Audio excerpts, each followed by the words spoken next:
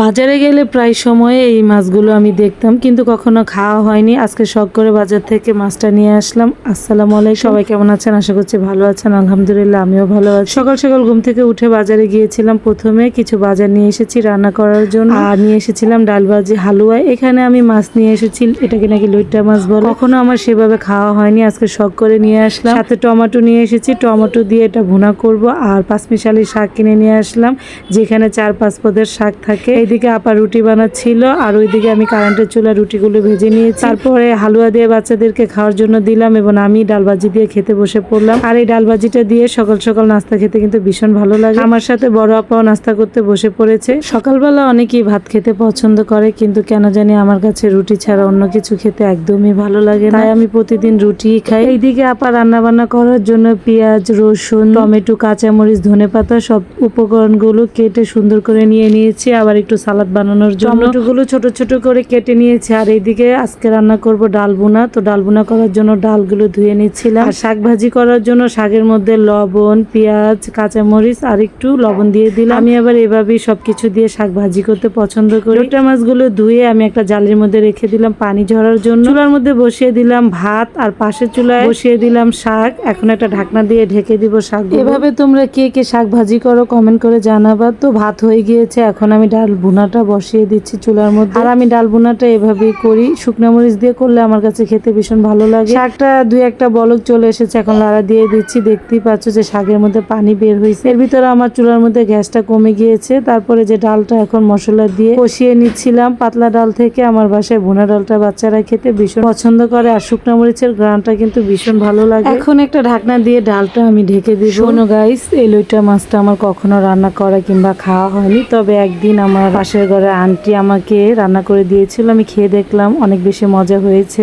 তারপর আমি তাকে জিজ্ঞেস করলাম কিভাবে রান্না করতে হয়। আন্টি আমাকে ডিটেলসটা বলে, এবং আমিও চেষ্টা করি সেভাবে রান্না করার জন্য। তাই আপুকে আমি বললাম যে এইভাবে রান্না করে নাকি খেতে ভালো লাগে। এর ভিতরে আপু কড়াই নিয়ে নিয়েছে, কড়াইয়ের মধ্যে সব উপকরণগুলো দিয়ে দিয়েছে, যেমন হলুদ গুঁড়ো, মরিচ গুঁড়ো, ধনিয়া গুঁড়ো, আদা রসুন বাটা, আর হচ্ছে পরিমাণ মতো লবণ, তেল দিয়ে এটা নাকি হাতের সাহায্যে অনেক ভালোভাবে মাখিয়ে একসাথে বসাতে হয়। আর এইভাবে রান্না করলে নাকি এই লইট্টা মাছটা খেতে ভালো লাগে। যেহেতু ফার্স্ট টাইম, জানি না রান্না করার পরে খাবারটা কেমন হতে পারে, তবে অবশ্যই যেভাবে রান্না করতেছে বড় আপু, মনে হচ্ছে অনেক বেশি মজা হবে, কারণ বড় আপুর হাতে সবকিছুই খেতে ভীষণ ভালো হয়। গরুর মাংসটাও যখন এইভাবে হাতে মাখিয়ে রান্না করা হয়, সেই মাংসটা কিন্তু খেতে ভীষণ মজা হয়। আমার কাছে ঠিক আজকে তাই মনে হচ্ছে যে এই লইট্টা মাছের ভুনাটা অনেক বেশি মজা এবং সুস্বাদু হবে, কারণ আপা অনেক সুন্দর করে পেঁয়াজগুলো একসাথে মাখিয়ে নিচ্ছিল। তারপরে মাখানো হয়ে গেলে লইট্টা মাছগুলো এখানে দিয়ে দিবে। আর আরেকটা কথা কি, লইট্টা মাছে এক্সট্রা কোনো পানি দিতে হয় না, শুনেছি মাছে থেকে নাকি পানি বের হয়। তখন নাকি পেঁয়াজগুলো মাখানোর পর লইট্টা মাছগুলো এখানে এখন ঢেলে দিচ্ছি।